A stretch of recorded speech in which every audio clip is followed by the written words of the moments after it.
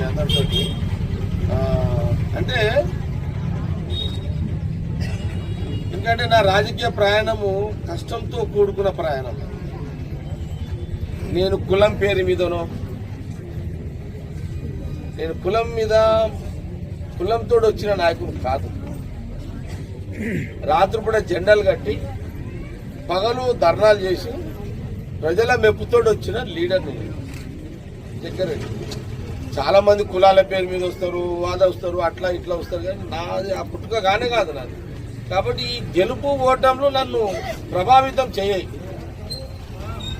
ఏదో గెలవంగానే నేను తోపాన్ని ఇష్టపడేది లేదు, నేను ఉబ్బిపోను ఓడిపోయినా అని ఇంట్లో వండేది లేదు.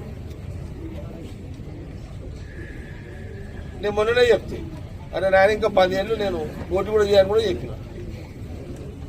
అంటే 10 ఏళ్ళ లోపల మళ్ళీ 10 ఇయర్స్కి వస్తా మళ్ళీ ఫీల్డ్కి అన్నా. మళ్ళీ అప్పుడు 3 ఎట్లుంటుందో తెలియదు కానీ చెప్తున్నా. అయినా